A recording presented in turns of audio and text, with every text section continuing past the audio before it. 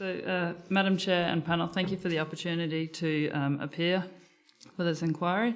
I've been working with Halliburton in the production enhancement product service line. My background is engineering and chemistry, so this will be a little bit more technical focused than sort of on the regulation legal side of things. My role for Halliburton involves working with the companies or operators, oil and gas clients on the production enhancement techniques, including hydraulic fracturing. I'll briefly run through a presentation to introduce Halliburton and our expertise in hydraulic fracturing, to overview the unconventional gas industry and the hydraulic fracturing process, and talk about technological advances that are continually improving the economic viability of gas production and minimising its environmental impact. In other words, through hydraulic fracturing, wells that would not have otherwise been economically produced now become viable. Halliburton is one of the world's leading providers of services to the oil and gas industry. While not an operator of oil and gas projects in our own right, we provide a range of services to operating companies across the full well life cycle, from drilling through to completion, including production enhancement.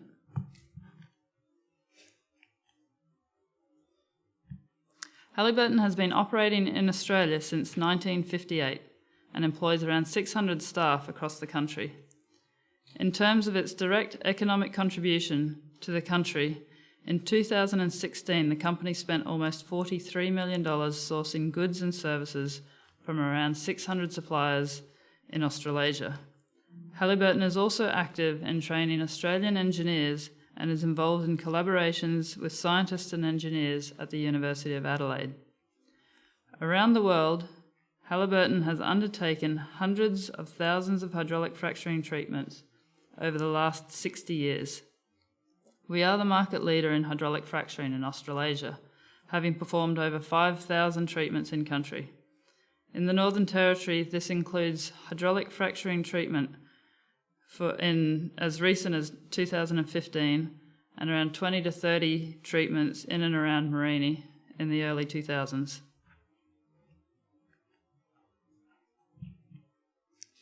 The protection of groundwater is central to all gas extraction operations, including those involving hydraulic fracturing. The main component in achieving this objective is well construction and well integrity. The industry has decades of experience in well construction and operates in accordance with highly detailed global and Australian standards in this regard.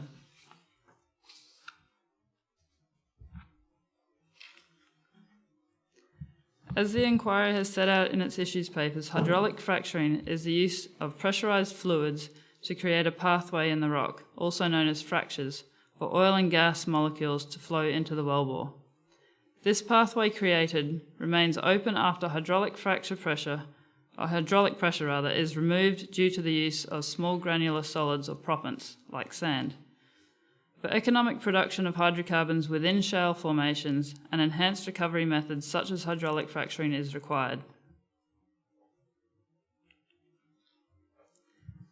Around 0.5% or so of a hydraulic fracturing fluid comprises of chemical additives that perform a variety of functions, like increasing the viscosity of fluid, preventing bacterial growth, preventing corrosion. Less than 5% of the fluid comprises of proppant and chemical additives. The rest is water. Many of these chemical additives are also found in food and household products, such as ice cream, shampoo, cosmetics. I'm sure you've heard the range there. You will see reference on this slide to the Frac Focus website. This is an independently managed online hydraulic fracturing chemical disclosure registry that is successfully operating in the US and Canada. Halliburton has commended a system of this type to policymakers in the Northern Territory and elsewhere in Australia to provide chemical information to the general community on a well-by-well basis. This graph here relates to the Barnett Shale formation in the US. The blue line at the top shows the depth of groundwater sources. The coloured lines towards the bottom show the height of fractures in the shale. This data is taken from microseismic technologies, which is a technology used to verify fracture height growth during a treatment. The key takeout from this slide is the hundreds, sometimes thousands of metres that separate groundwater and rock fractures associated with gas extraction.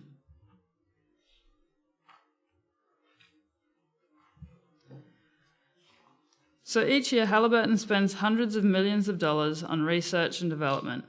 This is critical to the technological innovation that increases the productivity of gas formations, as well as minimising environmental footprint of gas extraction activities. Advanced drilling and storage techniques have significantly reduced the number of wells required in a shale gas project. Cleaner fracturing fluids derived from natural substances improve well cleanup and eliminate or reduce insoluble residues. Other advanced fluids enable recycling of produced water, reducing demands on fresh water. Some chemicals like biocides have been replaced altogether with other technologies. Another technological example is dry blending of additives on site, which eliminates the need for liquid hydrocarbon carrier fluids. Equipment has also been developed to run off natural gas, thus reducing greenhouse emissions.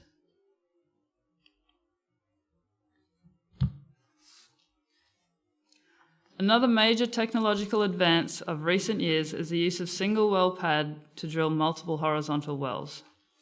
In combination with hydraulic fracturing, horizontal drilling reduces the footprint of natural gas operations up to 10 times that versus the traditional vertical wells. As you can see here, the number of wells for vertical wells on a pad versus the horizontal wells, the footprint is much smaller there to cover the same reservoir.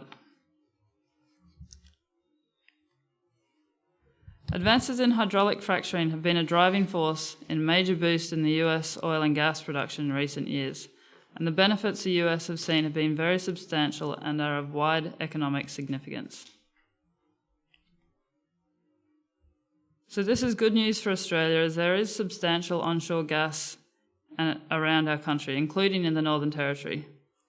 While there is a lot more exploration and technical analysis to be undertaken in the Northern Territory, it seems clear that there is potential gas resources. An expanding gas industry can help bring employment, revenue, and energy security for the Territory. Halliburton has participated extensively in various independent inquiries undertaken into hydraulic fracturing and unconventional gas over the recent years. This includes the 2014 Hawke Review, which presented an in-depth, evidence-based analysis of risks, benefits and other impacts for the Territory. Halliburton also participated in consultations leading to the introduction of the 2016 petroleum regulations. So I'd like to conclude by saying that Halliburton would welcome the opportunity to provide this inquiry with any additional industry and technical information that would assist its deliberations.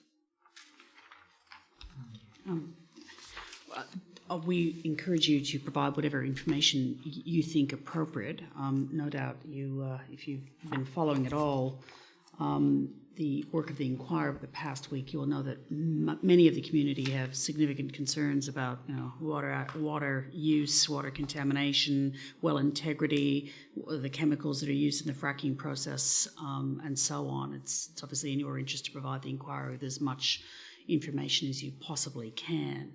But I'm going to start off with I've just had some questions in terms of, can you tell me more about dry blending to reduce chemical spills? What does that entail? So we have a unit or a piece of equipment that we use on the trailer. Mm-hmm. It's a trailer mounted equipment. So what we do with that is we actually have the dry gel, pull water on board into a tank and mix the gel into that in a 70 barrel, I don't know what the conversion of that is, to just blend in situ a small volume that then will be further diluted or just pumped into the well. So you're not having to pre-mix larger volumes, have additional waste or volume left in the bottom of tanks and that sort of thing. So it allows you to mix the chemical on the fly,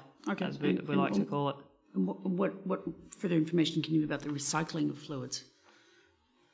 I'm sorry, I'd have to actually pass that one on to the operators or APIA with that. As far as our job in this section of the hydraulic fracturing is we go out there and pump into the well, and once the fluids come back out, that goes through flowback, and that's not an area that we're actually, or certainly I'm involved in.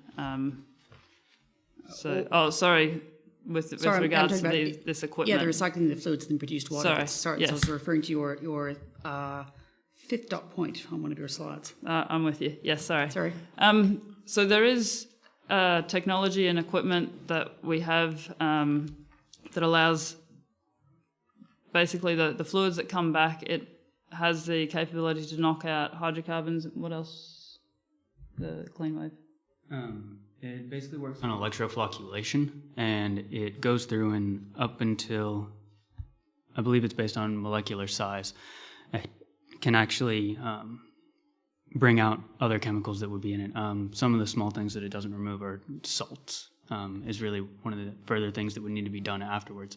We can provide documentation on exactly what that. Yes, please. Absolutely. Yep. Absolutely. The more technical information really you can provide, the better. Given that I have a panel of scientists at my disposal, and this is a scientific inquiry. Yes, Dr. Jones, I think you had. I'll work my way up. A question. Now that you raised the area about water recycling, what you were commenting on, I think, was probably clean up of that water so that it could be reused, the technology to clean it up. I think that's what you're talking about. And certainly that was an issue which I have as my area is water management, water treatment, so that will be important. But the question I was going to ask you was about disclosure, and one of the really key concerns about the community has been what's in this stuff that goes down the hole, and they're really concerned about it. And up till now, I and many others have been, when you ask that question, we're told it's all proprietary information, it can't be provided. There seems to have been a bit of a turnaround in terms of now the ability of the industry, and as Halliburton being one of the major providers, disclosing some of this. I understand there's a difference between providing a list of chemicals and the formulation, and I presume you're talking about disclosure of the list rather than the blend. Right, so Halliburton fully supports disclosure of chemicals, and with that, obviously, if there are proprietary constituents or additives within that blend, we would like, the assistance of the regulators to allow that stuff to remain proprietary. With any chemicals that are imported or used in the country, they go through a rigorous process for importation with NICNAS, so it is actually fully disclosed to them anyway. So it is, but with that, we do have fully disclosable fluid systems.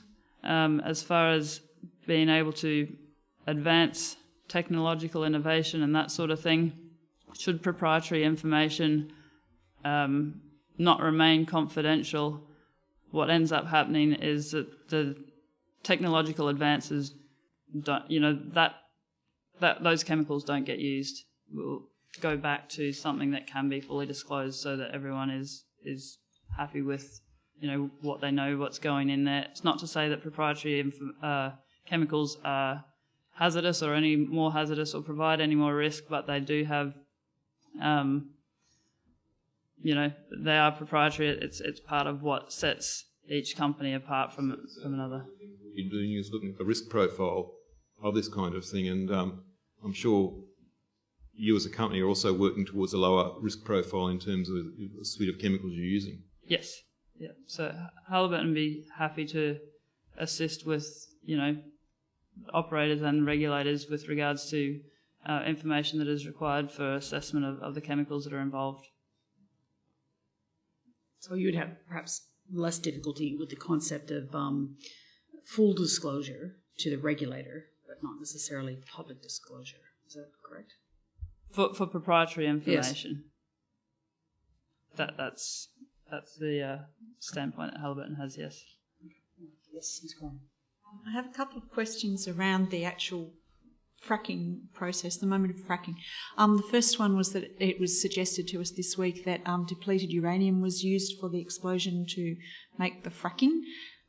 Is that correct? I am not an expert on wireline and perforating. Okay. Don't know exactly what they use in that service. Okay. But in order to access from the wellbore through to the reservoir, there are different options to do that, which perforating is one of them.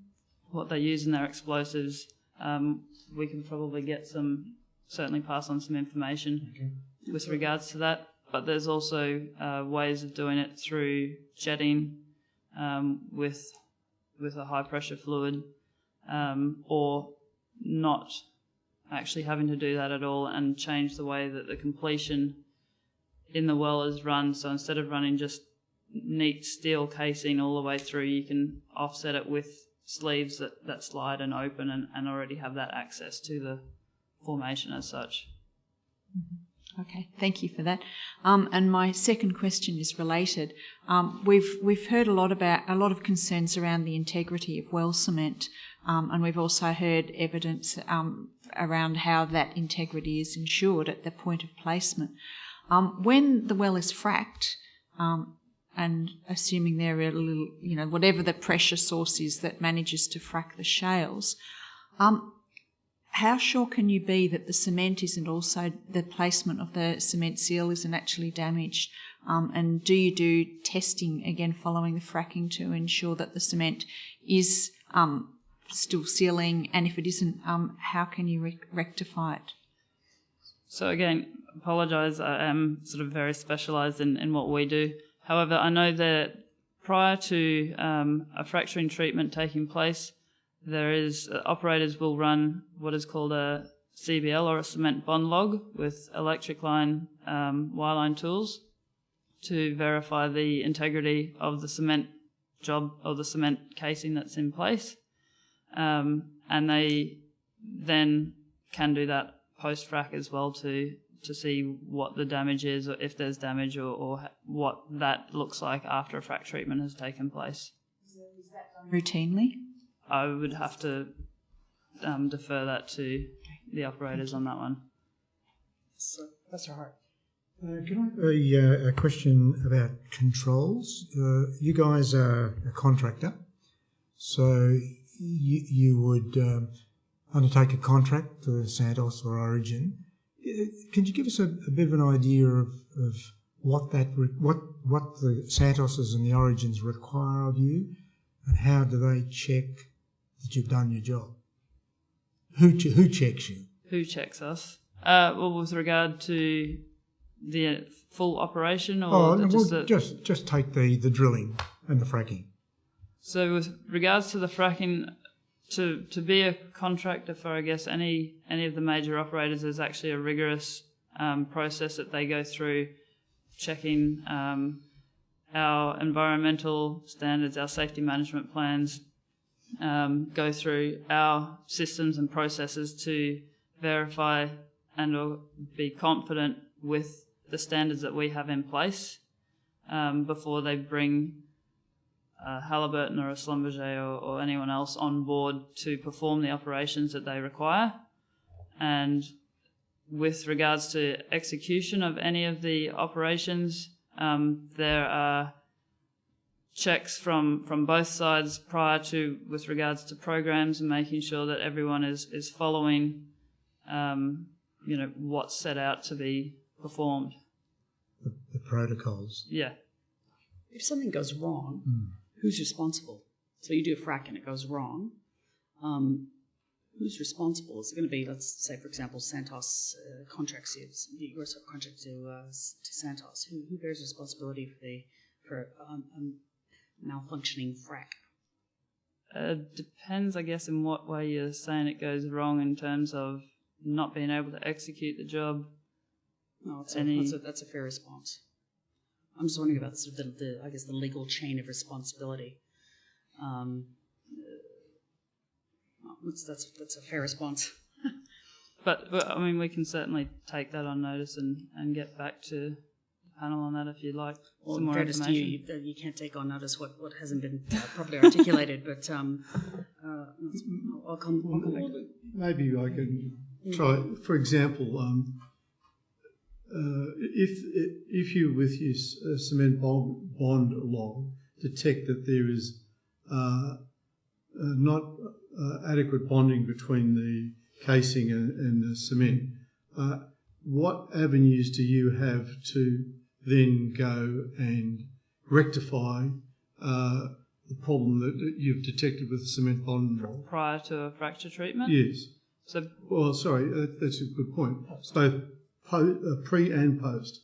So typically, and again, I don't want to speak out of turn here, being as we're the sort of the last part of the puzzle. In some cases, you're the first part of it. Sometimes. So in my experience, what we've seen, if there are concerns with the cement bond log, those wells don't get fracked, or there will be remediation on the cement treatment prior to making that decision to go ahead and frack. So we've definitely had wells planned to go ahead. The cement bond log has been run and found to have poor cement, and those wells haven't been targets. They've then been moved to the side. What the operators do after that, I can't recall instances of whether they've come back on as frack targets or whether they've just been dealt with in other ways.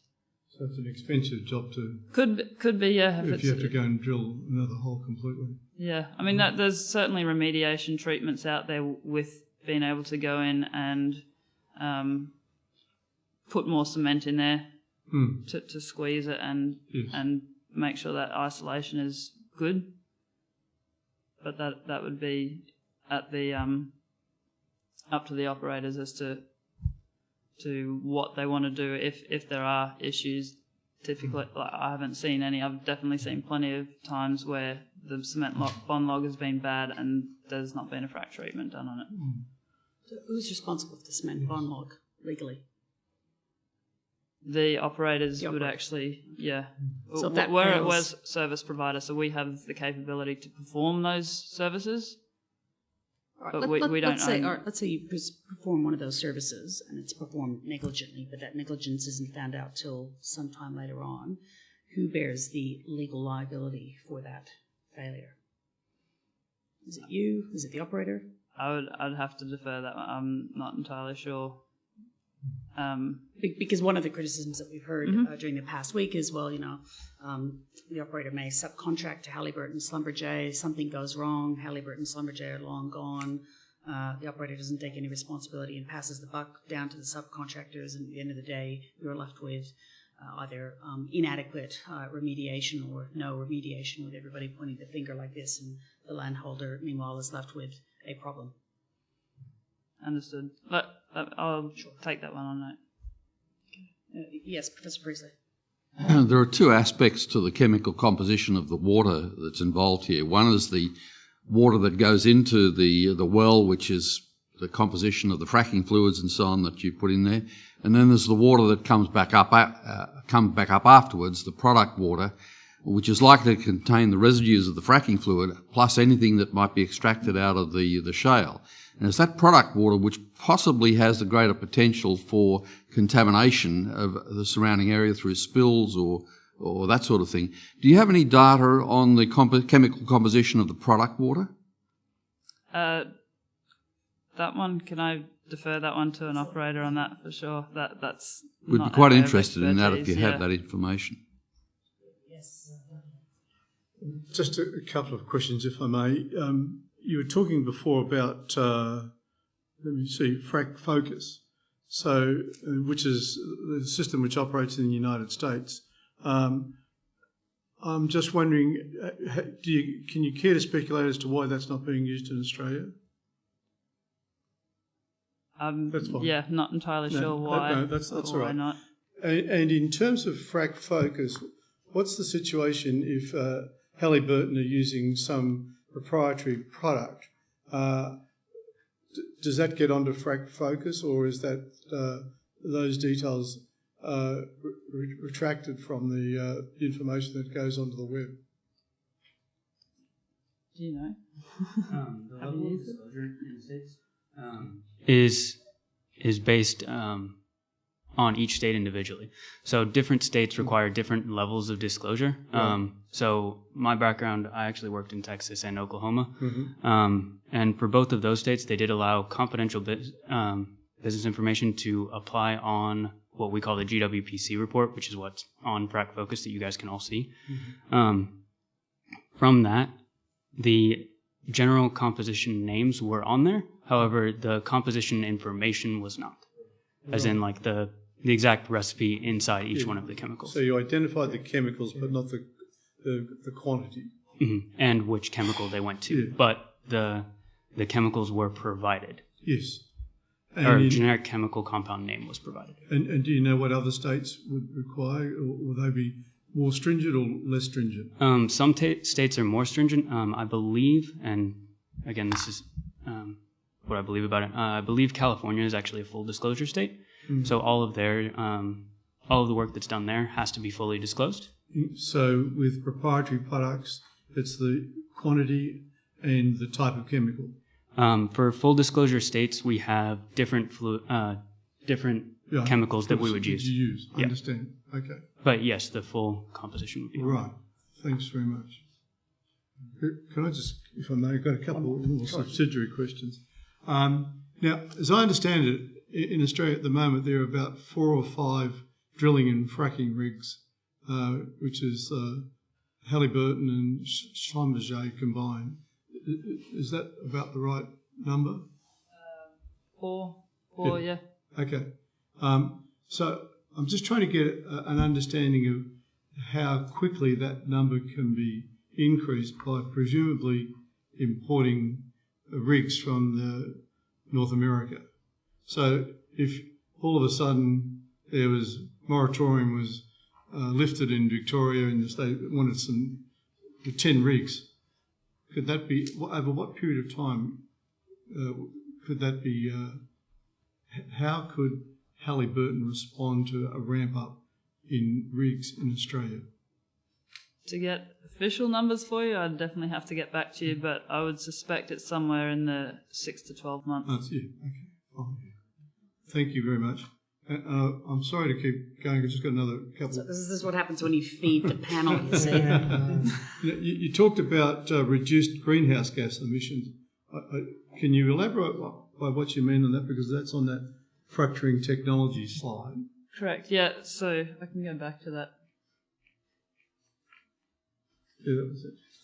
So some of the equipment that we use actually has the capability to run on natural gas. So some of the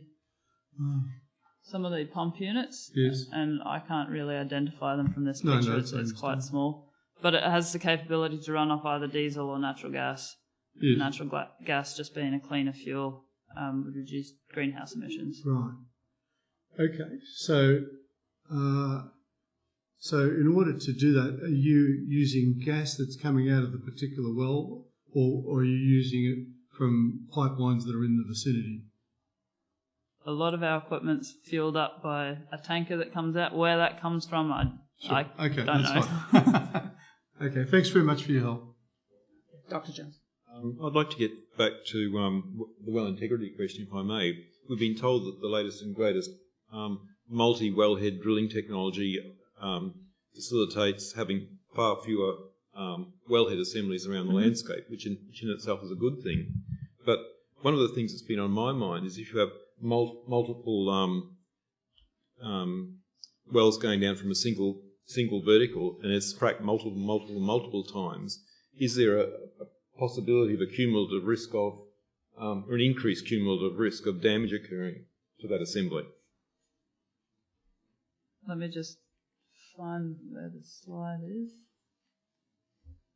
So with that, as you can see here, these aren't necessarily multiple or one wellhead that feeds a number of wells. I was looking at that left-hand one there, which kind of implies that there's a single vertical and multiple radiating arms. Multiple frac stages.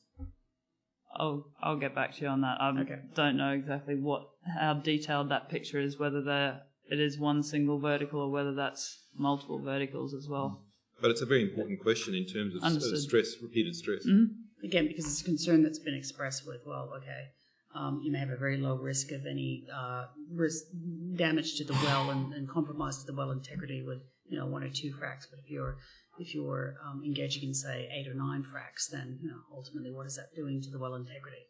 Again, I just raise this. This is a concern that has been expressed to us through the public consultations.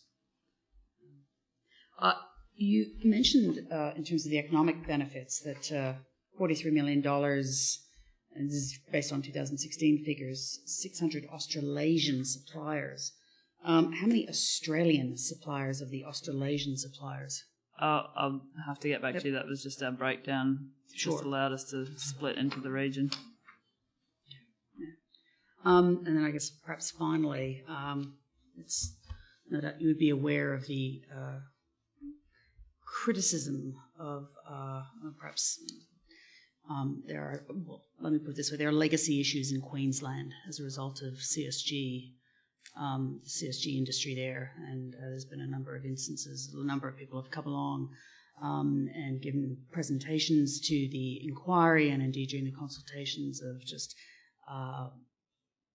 things that have gone wrong in Roma, and one of the criticisms that has been made as well, look, that's really the fault of companies such as Halliburton and Sunbridge, and they'll be the same companies that would be vying for operation in the Northern Territory. Do you have any comment on that?